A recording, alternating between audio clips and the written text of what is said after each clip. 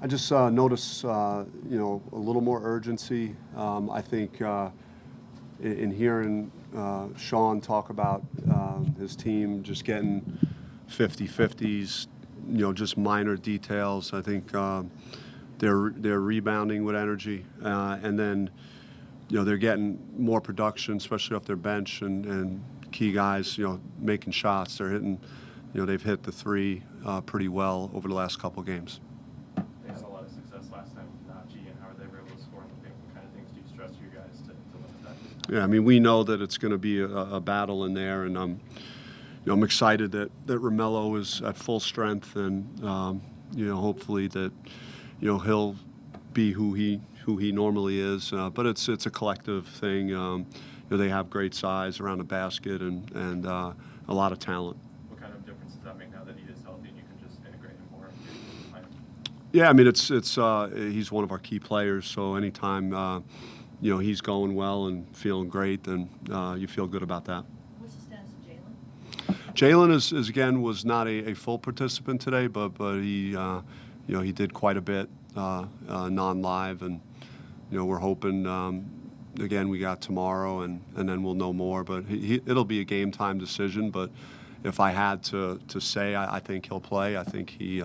But again, he still have a few hurdles to get through. Do you expect this outcome of the game to be different now that Romello is in the game less lopsided, so to speak? I think you look at each game as its own entity. I think that's how I'm looking at this particular game, and.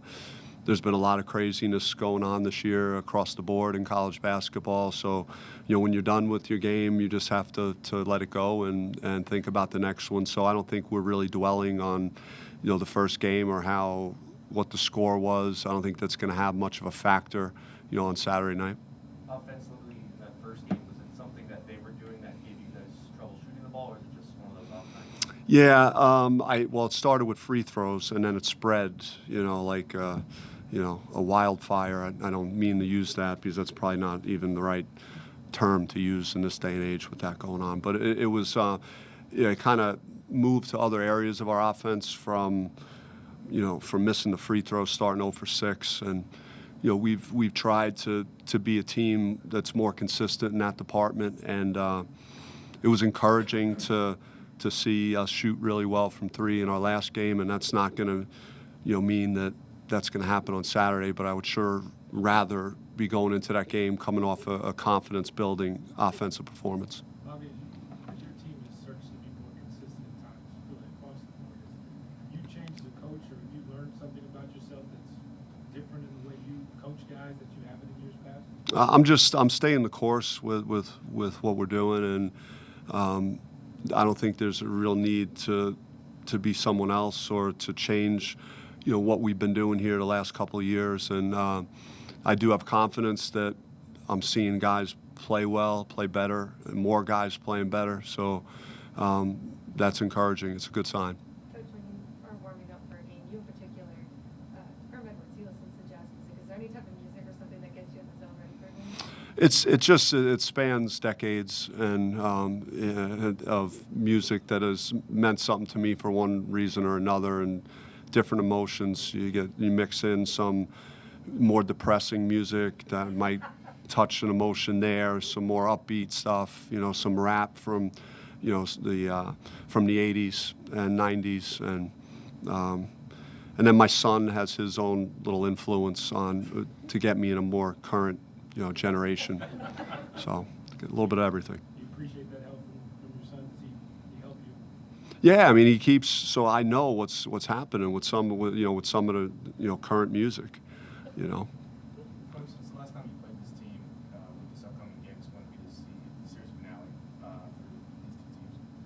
What's the approach that this team is going like the same approach for this game, and also how does the team feel about going into this matchup? Yeah, this is a week really to strike a balance between staying sharp and building off what we did on Saturday, and also being able to physically and mentally recover a little bit and take a deep breath. So that was kind of early in the week. Guys get a little more freshness to their legs, to their movement, and then we've kind of ramped things up as the week has progressed. So I was telling you yesterday, I felt like we should have played, though. My body clock was telling me, that we should be playing today or tomorrow. So we were, we got after it pretty aggressively the last 2 days. In a rivalry game, where do you tell these guys to strike a balance between, playing with emotion and making sure it doesn't kind of overcrowd everything? Yeah, I think you just gotta play defense, with great energy, intensity. Use the fire from the crowd to really get you to be making second, third effort plays at that end of the floor, and then just try and avoid being uptight on offense and just sharing the ball, playing together. You can't play in a game like this and think you're going to do it yourself. You need a collective mentality to how you approach the game, and hopefully, I'm seeing that in practice, and we're talking to the guys about that, especially at the offensive end of the floor. As someone who played in quite the rivalry, what's been your experience so far in this rivalry in your 4 plus years? It's heated. It's strong. I still remember the McHale Center 2 years ago when we were undefeated, and how that electricity feels like it was yesterday. The last 2 years, the way our crowd has responded and really turned it into a 95-5 or a 90-10 as far as Sun Devils to Wildcats, and that wasn't anything close to what it was my first 2 years. It was kind of 60-40, for Arizona State. So you just hope that you have that type of support in a game versus top 25 team, one of the better teams in the country. You mentioned the season as a whole nationally. Usually by now there's kind of a pecking order. You can identify maybe 10 Final Four contenders. Maybe you really can't do that. Is it hard to kind of know where you guys fit in the national scope?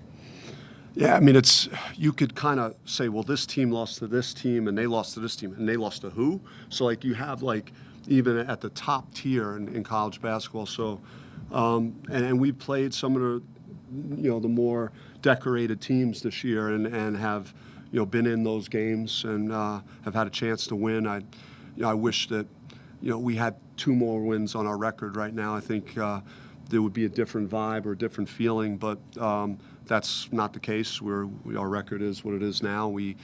But there is potential there, and I've been reminding our teams that there hasn't been a team that you absolutely fear out there, and that's been this season really across the board. Tom's been running a little bit of a curve recently. What kind of things do you need to see out of him just to keep consistent? I just want him to play hard and play, go to the board, defend. He's defending with good energy. He's rebounding, and then let the offense take care of itself as he would get opportunities. He's played a lot better defensively in the last few games. Is there anything that you see that kind of spurred that improvement? I just think he's more dialed in. He's been more focused, and even in practice this week, he's practicing harder. He's not engaging or getting distracted in any way. He's really shown a lot of maturity over the last 2 weeks. Bobby, do you feel like there's any player that can step in and be utilized effectively in the post besides Romero right now? I think he would be the main guy. I mean, as the year progresses, I think you could see Jalen Graham maybe getting some touches and in those situations, and he's got pretty good footwork. We try and attack the paint, via the dribble and get into the basket, with our guards, and then we look to drop off, and so we're a little bit different in terms of having maybe outside of Romello, not having necessarily a true back to the basket scoring threat. When it comes down to legacy in terms of programs as a whole, usually performances in rivalry games kind of impact that. What does Remy's performance and his performances against Arizona say about his impact on this program? Yeah, I mean, he's shown that he's not afraid of big games, and I mean, it's not only this game. This game is an important game for us in our season, and but he's demonstrated numerous times in high-tier, high-level games, big-time opponents that he's usually ready to play and having an impact on winning. Thank you, guys. Appreciate it.